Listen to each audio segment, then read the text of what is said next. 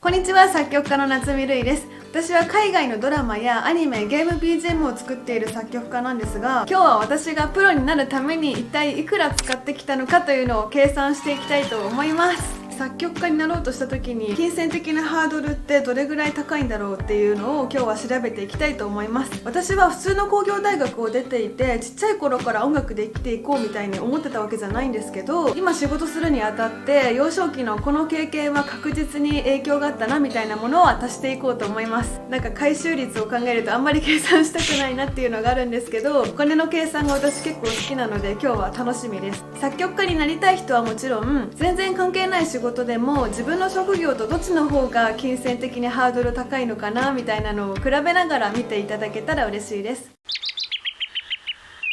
まず作曲家って資格とかがないのでプロの基準が難しいんですけど、ここでは東京で一人暮らしをして税金などが全部自分で払えるっていうのを基準にプロと言っていこうと思います。どのジャンルの作曲家を目指すかによって全然お値段変わっちゃうかもなんですけど、今回はキリがないので私の場合という感じで計算していきたいと思います。まず一つ目、学校やレッスン費用。私は映像音楽の専門学校に行ってオーケストレーションとか勉強してたんですけど、実はもう完全に大人になってからちょっと稼げるようになってから行ったんですよ。なのでこの専門学校費用は含めないで考えようと思います。なんでもう音楽で収益化できてるのにわざわざ行ったんですかとか質問をいただくので、需要があれば専門学校どうだったかっていう動画も作ろうと思います。なければ作らないと思います習い事で言うと4歳からピアノやっていて、全然ピアニストとしては身にならなかったんですけど、とはいえピアノに全く触ったことがなかったら作曲で超苦戦してるか作曲しようと思わなかったと思うので、これは計算に入れたいと思います。親に聞いたんですけど、4歳から7年ぐらいやってて月謝は月に8000円ぐらいって言ってたので、 8000×12 ヶ月 ×7 年で67万円ですね。あと BGM を作り始めてから1年半ぐらい早稲の教室に行っていて、1時間5000円で月に2回で18ヶ月なので18万円ですね。早稲の教室行くまで交通費が1200円ぐらいかかってたので、一応計算に入れると4万3200円、細かいんですけどかかってました。習い事はこれぐらいですね。意外にかかってないかも。合計89万3200円でした。次2つ目は買った楽器ですね。やっぱりいきなり作曲始める人より楽器やってて作曲始める人の方が圧倒的に多いかなというイメージがありますね。で、私も楽器やってなかったら作曲したいってそもそも思ってないし、作曲がなかったら作曲抜きで音楽だけで稼ぐの結構無理だっただろうなと思うので、ここは計算に入れたいと思います。まず一番初めに買ってもらったのはヤマハのアップライトピアノですね。親に聞いたら80万円ぐらいって言ってました。次に買ってもらったのは小学生の時にすっごい緩くやってた吹奏楽のクラリネットですね。8万円ぐらいで中古だったと思います。その後高校1年生でお茶の水楽器街でギターを買ってもらいました。多分5万ぐらいだったと思います。今でもこのお家に連れてきてます。5万で買ったのに10万ぐらいメンテナンスにかけたりして何度か維持しています。ちなみにこれです。で、その後プロになる前に初めて買ったベースが2万円ぐらいのアリアプロのベースでした。これベースやってる人はアリアプロって初心者に刺さるよね、わかるよっていう感じだと思うんですけど、まさにそんな感じですね。で、ベースに関しては買ったり売ったりしすぎてもうよくわかんないんですけど、音楽で稼げる前に買ったものだけで計算すると、次に買ったのはアイバーニーズの SR505 って、これは多分7万円ぐらいだったと思います。あとはヤマハの BB ベースとかも入りますね。これは10万円ぐらいだったと思いますね。必要だったなと思う楽器はまあこれぐらいで、だいたい計算したところ112万円でした。高いまあアップライトピアノが80万っていうのがでかいんですけどね。3つ目、作曲機材を計算していきたいと思います。私は一番初めなぜか MTR で作曲していたので、最初に買った作曲機材はボスの BR600 っていうものでしたね。多分始めた時すでに現行でなくて中古で2万円ぐらいで買いました。圧倒的に情弱だったのもあるんですけども、 DTM っていうものはあったのになぜか MTR で作ってて、マックス8トラックしか書き出しできなくて、なんかプロの音と全然程遠いぞっていうことに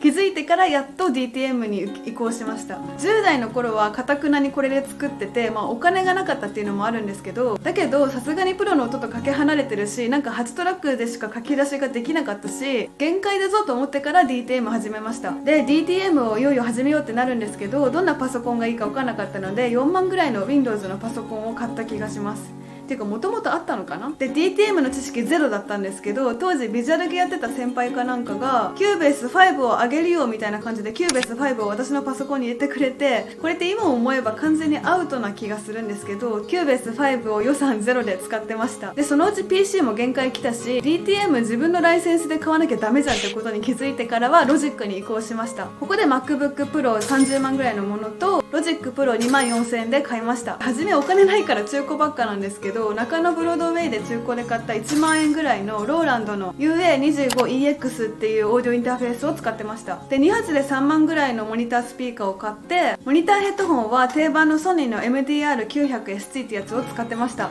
1万5000円ぐらいですね。あと買ったのは SE を録音する仕事もしたいと思ってたのでマイクを買ったんですけど、なぜかダイナミックマイクゴッパチを買って、本当はね SE 作ろうとか思ったらこういうコンデンサーマイクっていうのがまあ最適なんですけど、私はよく分かってなかったのでボーカルがライブで使うようなこういうゴッパチをとりあえず買ってました。1万5000円ぐらいで SE を録音したりしてましたね。ミディキーボードはコルグの R3 っていうボコーダーを使っていて、これが6万円ぐらいでした。でもこれ37件くらいしかなかったので、そのうち限界が来て友達からヤマハの NP30 っていうのを5000円で譲ってもらいました。プロになる前に駆使しまくってたハードな機材はこれぐらいだと思います。合計51万7000円でした。あとはプラグインっていう作曲に使う楽器の音色が入ったソフトがあるんですけど、これはまあプロの作曲家になろうと思ったら割と必須なもので、さっきから言ってる DTM のソフトにも初期で入ってるんですけど、これだけでプロになるのはかなり難しいので結構買いました。これも計算していこうと思います。でこれは作曲してない人からすると一個一個説明されても面白くないと思うので、ちょっと一覧でバンと出しますね。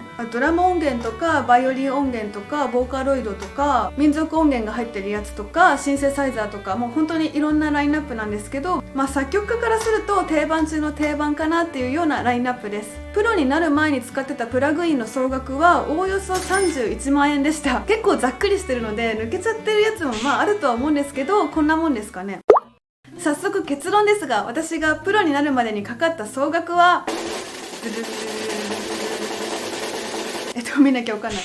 284万200円でした。これって高いと思うかな安いと思うかな、もはや高いのか安いのかよくわからないので、コメント欄でどんな感想を持ったか教えてもらえたら嬉しいです。私的にはね安いのかなって思いました。なんでかっていうと、これがもし私が音大に行こうと思ってたら東京芸大を除いて800万から1000万以上かかるんですよ。で私ものだめカンタービレとか見て音大行きたいなとか思ってたんですけど、例えば試しにのだめの舞台になった専属学園の学費を調べてみたんですよ。そしたら4年間で823万2650円でした